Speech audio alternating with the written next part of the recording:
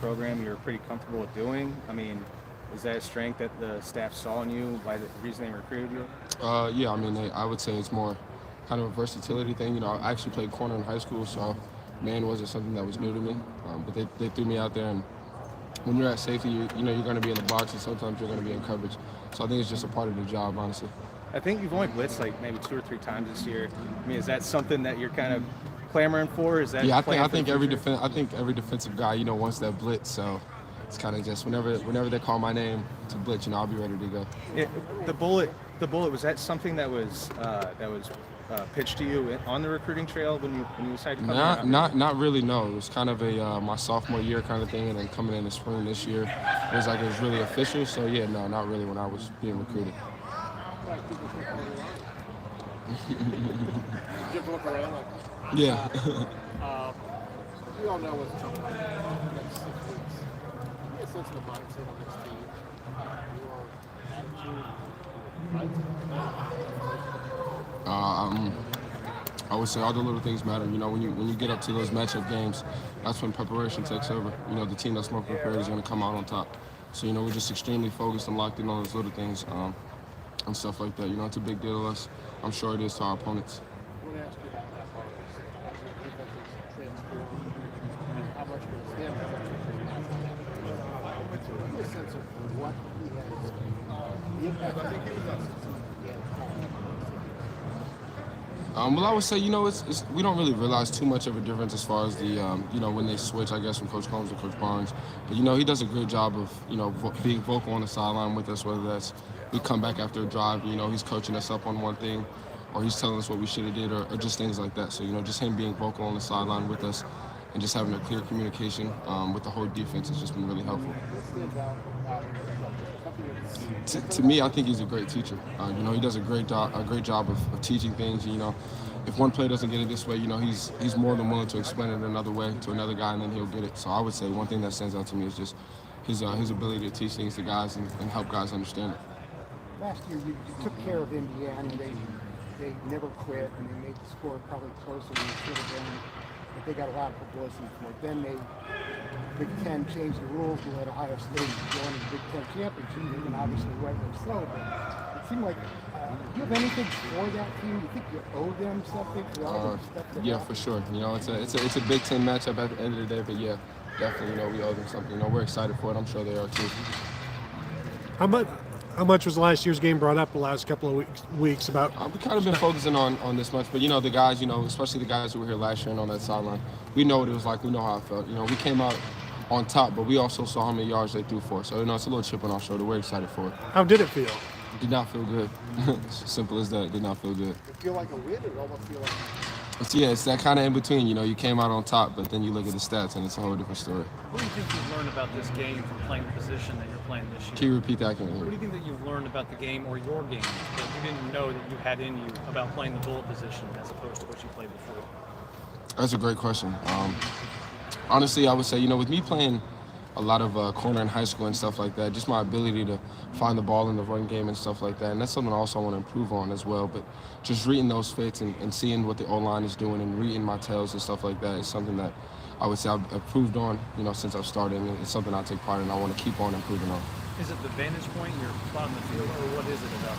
I can't really hear you. Is it the vantage point, your spot on the field, being able to see that, or what is it? I would say at times, I'm kind of that unblocked guy who's I'm being counted on to make that play because I'm unblocked. So yeah, kind of, I'm to the boundary. Or if I'm in the second half, I kind of get a better angle on things. So yeah, that does help. Ronnie, it seems like you guys, you're scheming up a little bit differently here the last few games now that Matt's kind of taking over a little bit of play calling duty. You guys are lining up a little bit more too high, and then maybe you'll change your look, at the last second. Does that seem to kind of create a little bit more comfortability for you lining up that way instead of lining up immediately closer down to the line of scrimmage? Well, I would say that's really just to throw the offense off and stuff like that. I think it's good for us to just switch it up, give the quarterback and the OC a different look on what we're doing. We just kind of want to make it hard for that decision maker when he's getting ready to make his call, whether that's we're in a 2 high or we're rotating down to 1 high, stuff like that. Well, 4 straight games, 4 straight 6-6. According to my research, I went all the way back to 1960. Never did I see any team in Ohio State history ever have 4 straight games with 4-6. I did not know that. What's been your? I mean, that has to be something to do with you guys' success these last 4 games. Yeah, most definitely. You know, we take pride in that. You know, if you're able to, turn the ball over, that's already huge. And if you're able to put 6 on the board, that's even bigger. That kind of thing. So we take pride in it. And every week it's like, who's next? Who's going to be that guy? You know, we're all itching to make the play. Whenever someone does, we're all excited for them. Are you a little surprised though about this streak, Ronnie? I mean, No, we got really some rare. we got some freak athletes. And, when they get their hands on the ball, they're showing what they can do with it. So I'm not surprised at all. Who's next this week? We're gonna see. Ronnie, there's a bunch of guys on your defense that are getting nationally recognized. Do you feel like you belong in that same category? Maybe a little upset or anything that you're not getting nationally recognized? Me personally, I talk to my parents about this a lot, but I'm not really a huge media guy. I know it sounds maybe cliche or whatever, but I'm really just a team guy, so I don't pay too much to the national media or stuff like that. I'm really focused on winning games and stuff like that here. Not a big media guy. You're talking to the media right here. I know. See, they asked me to do it, and so I do it. But yeah, I don't really look too far into it as far as rankings. I'll put it that way. Are your parents annoyed? Like the local media. Pardon me? You like the local media. Yeah, I'll give you guys one. You guys got it. Are your parents annoyed about it? No, I wouldn't say that either. How important to you is your versatility? Like in terms of your game and the way you look at your game, being able to do different things, how important is that?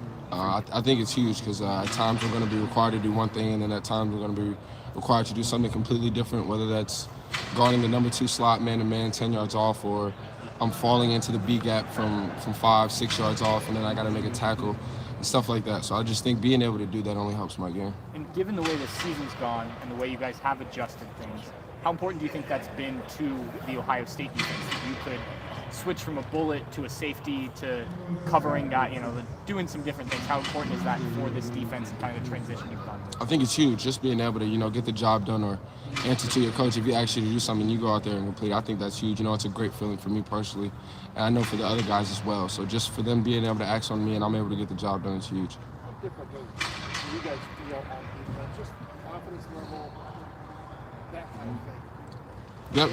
Definitely rising. I would say we got some momentum, but we know, our coaches know, the people in this facility know we still haven't played our best game yet. So we're still reaching to get that, and we're just excited for these next few games to come up the stretch that we're about to go on. Yeah. For sure, yeah, it's huge. It's Big Ten ball for you right now. Ronnie, can you describe the practice and preparation habits of this team right now at this point? Do you like where you guys are? Yeah, details and effort. And technique. Those are the things our coaches drill. And when you're playing matchup games, those are the things that are going to help you win it. Talent isn't going to be able to take you when you're playing talent, when the talent is matched up. So, you just got to do those little things right and prepare the best. A couple of weeks ago when Texas A&M upset Alabama, Jimbo Fisher, their coach, he said he wanted his team to feel good about the victory. We wanted them to feel a lot better, even better about the way they prepared, for the game. Yeah, They just huge. went out and do y'all have that same kind of approach? Yes, I'm pretty sure a lot of the, teams in general, whether that's college or NFL, those Tuesdays and Wednesdays are those practices earlier in the week where you're actually putting the work in, testing out those schemes. If you can feel good about those practices, the rest will take care of itself. Has this season for you evolved like you thought it was going to be, and I'm talking about the way they're playing you? Did you see this coming? Yes, like you said, 4 yards off the line, it, 1 minute, and yeah, when we talked about it in the spring, and me and Coach Barnes, had a little deeper meetings about the position. This is kind of what I pictured it being. yeah, and but then flat past that, we're starting to see guys kind of shoot in this defense. You know what I mean? Aggressively play. I'm like Steel Chambers. Yeah. He was a running back balling 6 right months now. ago. Yeah. But what is the sense of right now? Do y'all feel more aggressive as a group? How would you describe it? I would definitely say guys are getting more comfortable.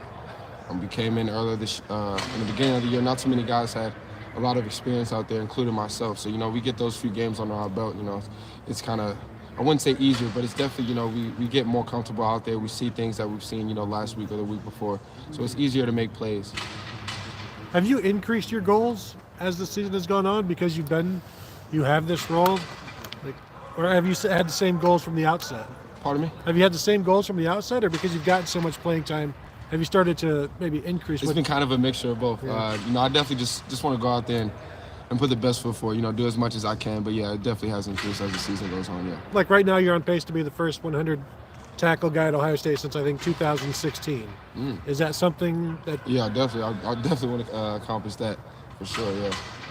Yeah, you seem to end up in, as I'll describe it on radio and TV, you seem to end up in the frame at the end of almost every play. You know what I mean? A video, if you're not in the middle of it and stuff. Where does that come from, Ronnie? I would definitely say it's just kind of the silver bullet defense. We want 11 hands to the ball at the end of every play. So that's what I'm trained to do.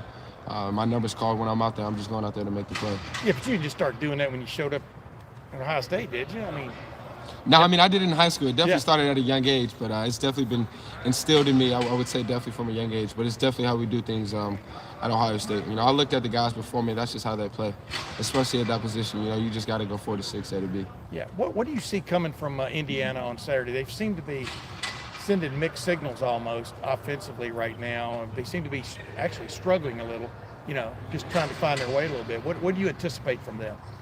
I anticipate a lot of down the field throws. They have some good receiver threats. I'm not sure who's going to be their quarterback. We're expecting 14, but who knows? We're also expecting Penix to be back. I'm sure he probably will be back for that one. But, we're expecting a lot of different things. You know, we've watched film, we've set up some good game plans, and we're excited for them. Ronnie, do you think that this, having the bye week right in the middle, the meat of the season, I mean, obviously, hindsight's going to be 2020. You'll see at the end if having the bye week at this point was going to be at the perfect time, but was it kind of perfect up to this point as far as, you know, you guys maybe recouping a little bit? I would say so. Excuse me. Got a chance for a lot of us to, you know, get our bodies back. You know, it's tough being, you know, mid-season. You know, our bodies are beat up, so, you know, just that time to get off and rest definitely hurt. You mentioned 14 at quarterback. That's Jack Tuttle, who was Chris Olave's quarterback in high school. Have you talked to him at all about what to expect from him? See, I did not know that at all, actually. Really? I did not know that. Well, ask him that story. I definitely will. I did not know that at all. There's a story behind it. Is he in the same grade as Chris? Are they in the same grade? Yeah, they're right. I did not know that. Yeah, I think how Ohio he State ended went up out in to see high the quarterback and saw Oh. Chris. Last question, everybody? Good? All right. Really appreciate y'all. Thanks, Ronnie. Ronnie, he went. Ronnie,